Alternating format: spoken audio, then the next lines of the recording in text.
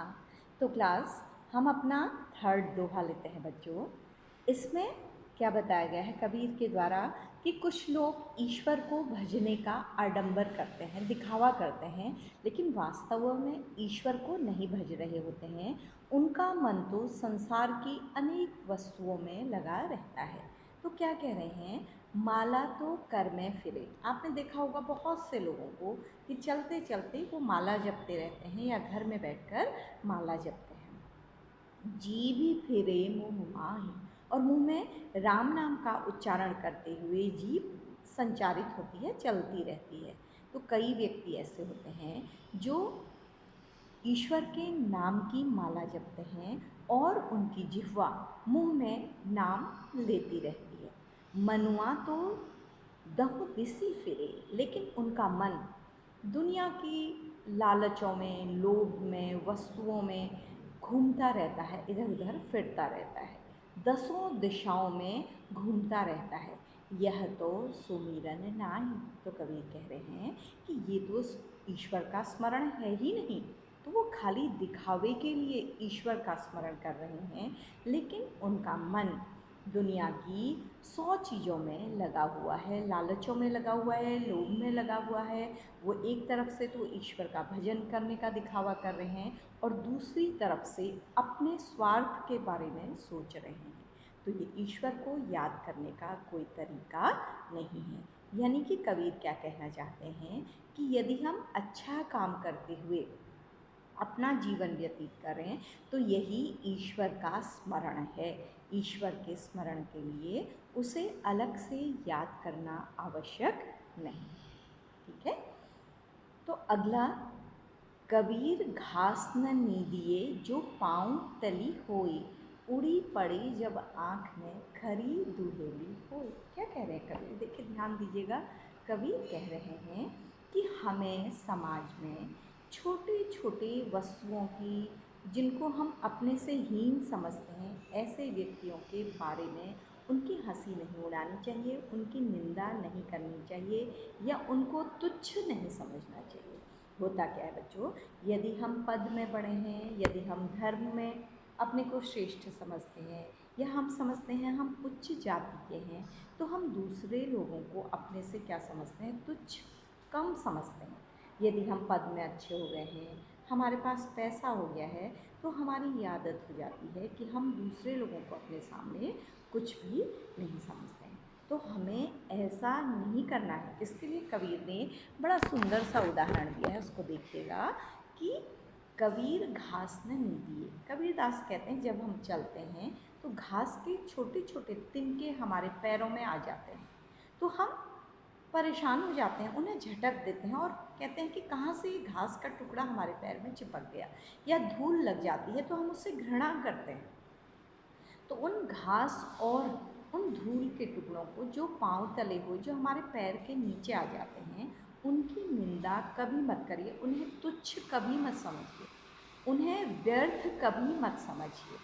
उड़ी पड़े जब आँख में, वही घास का तिनका छोटा सा या धूल का कण जो हमारे पैरों के नीचे दब रहा था, जिससे हम परेशान थे, जिसको हम कुछ भी नहीं समझ रहे थे, यदि वही हमारी आँख में पड़ जाए किसी तरह, हवा के बल से उड़ते हुए वही हमारी आँख में आ जाएगा, तो हमारे लिए अच्छी खासी परेशानी का कारण बन जाएगा। याद करिए, मैंने आपको 7th में एक कविता पढ़ाई थी, तिनका की आँख में, जिसमें बच्चों तिनका पड़ जाता है। दिनकर की कविता थी कि एक व्यक्ति होता है जो बड़ा अभिमानी होता है, किसी को अपने सामने कुछ नहीं समझता, उसे लगता है कि उसे किसी की ज़रूरत नहीं होगी, लेकिन जब उसकी आँख में तिनका पड़ता है तो वो बहुत परेशान हो जाता है।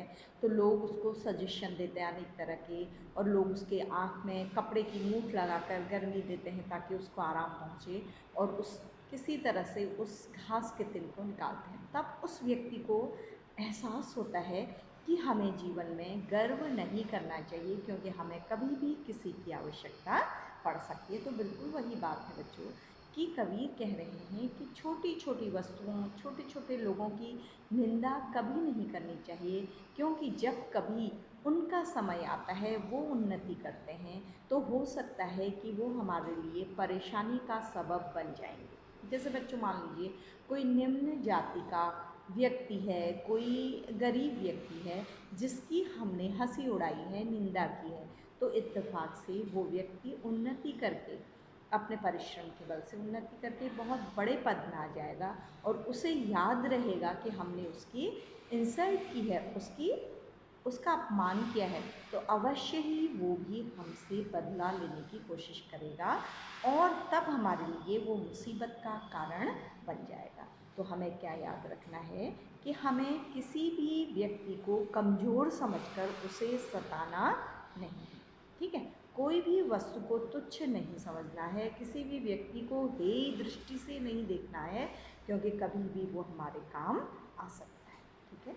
अगला देखिएगा, बहुत अच्छा है बच्चों कि दुनिया में शांति कायम करनी है। अगर हमें शांतिपूर्वक जीवन व्यतीत करना है तो पहले हमें दूसरों को शांति का उपदेश नहीं देना होगा, पहले हमें स्वयं शांति को धारण करना होगा। तो इतना अच्छा सा दोहा है, याद रखिएगा अपने लाइफ के लिए भी।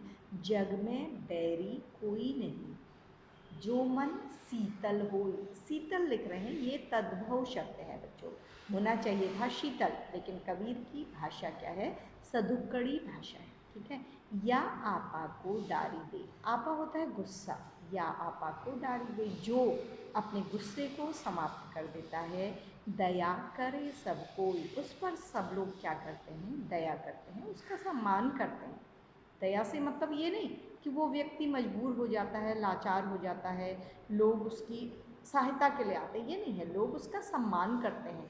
अगर उस पर कभी मुसीबत आए तो लोग उस पर क्या दिखाते हैं, दया और करुणा दिखाते हैं। तो संसार में उस व्यक्ति का कोई वैरी या शत्रु नहीं होता है जिसका मन शांत होता है।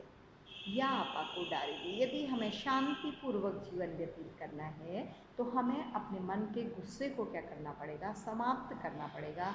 तभी हमें यह संसार हम पर दया करेगा और हमें सम्मान देगा और वक्त पर हमारे क्या आएगा, काम आएगा। तो बच्चों ये पांचों साखियाँ यानी कि दोहे, साखियाँ मैंने आपको बताया था, साक्षी कबीर के बारे में मैंने आपको बताया। उनकी थ्योरी क्या है, वो कहते हैं बच्चों कि ईश्वर कण कण में है, हर वस्तु में है, हर निर्जीव सजीव वस्तु में ईश्वर है। तो ईश्वर को प्राप्त करने के लिए हमें मंदिर मस्जिद नहीं जाना है, हमें इंसानों की कद्र करनी है, उन पर दया करनी है, प्रकृति से सीख लेनी है। तो यही काम की बातें इन 5 श्लोकों में भी बताई हैं। तो आज हमने पांचों दोहों का, दोहा कहा जाता है हिंदी में, श्लोक संस्कृत में कहा जाता है बेटा, तो इन दोहों का अर्थ जाना विस्तार से। इन दोहों के अर्थ को अगली कक्षा में मैं लिखने के लिए भी भेजूँगी, जिनको आज आप पढ़िएगा केवल, फिर लिखने का काम करिएगा और इन्हीं से आपके प्रश्न भी बनेंगे। और बच्चों एक बात ध्यान दीजिएगा, आप बार बार पूछते हैं, ध्यान दीजिए कि जिन्होंने इन दोहों के अर्थों को पहले ही लिख लिया है वो अब दोबारा नहीं करेंगे, केवल क्या करेंगे, पढ़ाई। बच्चों मुझे लगता है कि आज की कक्षा हम अपनी यहीं पर समाप्त करते हैं। तो थैंक यू क्लास।